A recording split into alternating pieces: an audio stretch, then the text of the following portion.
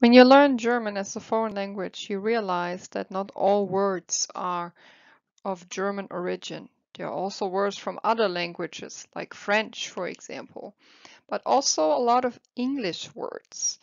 And that's called Anglicismus in German or Anglicism. So let's look at a few examples of what that actually means. When you're new to Germany or new to learning German as a foreign language and your native language is English, you're probably relieved and happy when you hear some English words being used because it makes it easier to understand directly what it means. So when Germans use English terms, this is usually called Anglicism.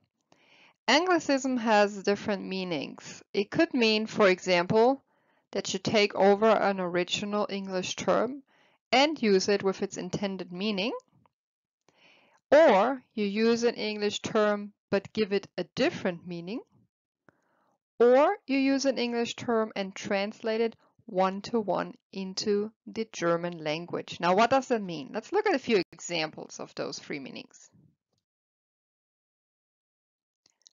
Let's look at the first example that I mentioned on the prior slide, using original English terms and don't change the meaning of it when we use it in the German language. So there are some of them that have an alternative in the German language or synonym, whatever you want to call it. So we could use a German term as well, but again, a lot of people use the English term.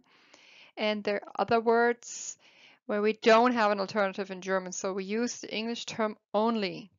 So for example, cartoon. You could also say the German word Zeichentrickfilm, but a lot of people just use the English term.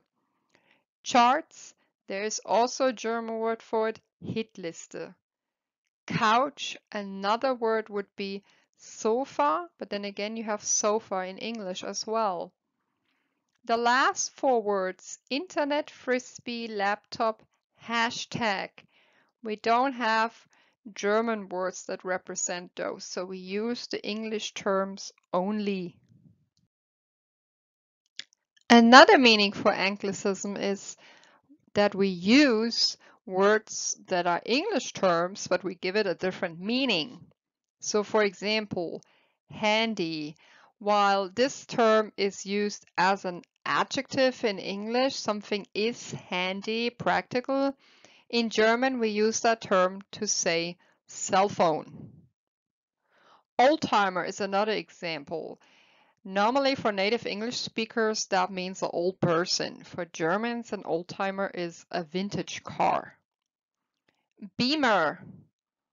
A lot of native speakers think that's a BMW, but for Germans, they use it as a synonym for a projector because you are beaming a picture on the wall, basically. You can project it or beam it.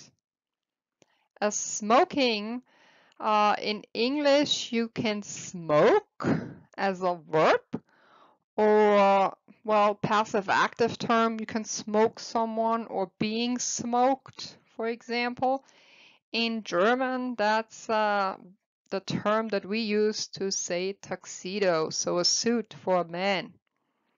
Public viewing is one of those that's really confusing because normally for native speakers, public viewing means you're looking at an open casket, a dead body, so kind of like part of a funeral, whereas in Germany, we see that actually as a happy event because public viewing means that you are actually watching something in public, like a soccer game or a movie, something on the big screen out in public.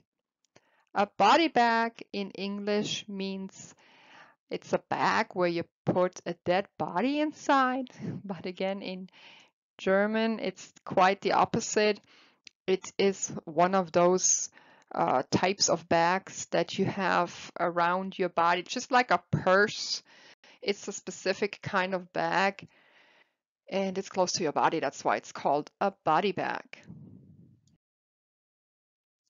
Another example I wanted to show you what Anglicism could mean is a one-to-one translation into German. So for example, something has been invented, popped up in a country where English is the native language, and it has been called a certain term, and we don't have an equivalent word yet in German, and sometimes it's just being translated one-to-one.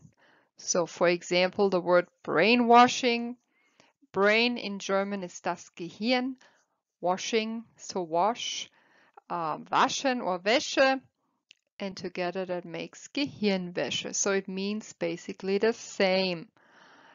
Bloodbank. Blood in German is das Blut. Bank is die Bank. And that means blood bank in German is Blutbank. Die Blutbank. Weekend. Week in German is die Woche. End is das Ende. So weekend means das Wochenende.